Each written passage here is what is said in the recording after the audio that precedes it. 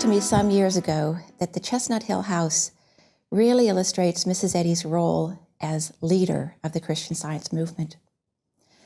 Longyear's mission statement indicates that we're presenting Mrs. Eddy as the discoverer, founder, and leader of Christian Science.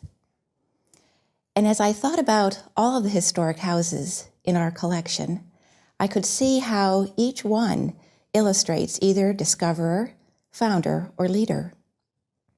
The houses in North Groton and Rumney, New Hampshire, where Mrs. Eddy lived from 1855 to 1862, illustrate those years of gracious preparation leading up to her discovery of Christian Science.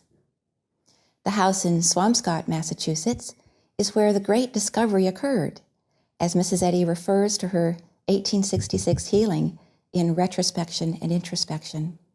Stoughton and Amesbury, Massachusetts, are also linked to Mrs. Eddy as discoverer of Christian Science, because it was in those houses where she sought the solution of this problem of mind healing, searching the scriptures to better understand her own healing.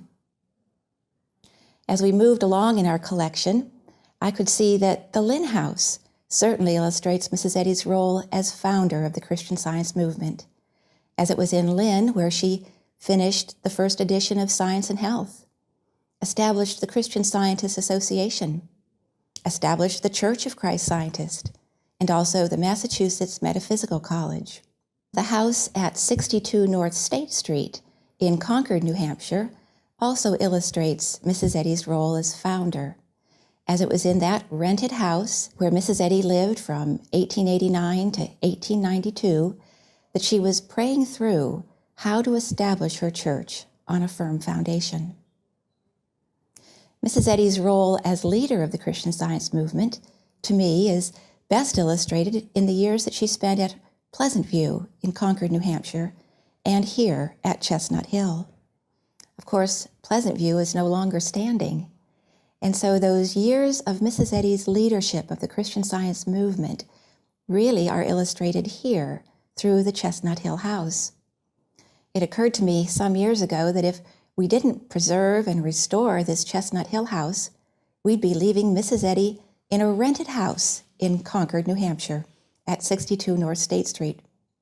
We'd be leaving her in the year 1892 and would be overlooking her last 18 years, years when she was clearly leader. In April 1910, while Mrs. Eddy was living right here in this house, she wrote these words: "When will mankind awake to know their present ownership of all good, and praise and love the spot where God dwells most conspicuously in his reflection of love and leadership?" Longyear feels that through the accurate preservation of the homes in which Mrs. Eddy lived and worked, we are helping to ensure that her efforts for mankind, her love and leadership, will not be forgotten or marginalized.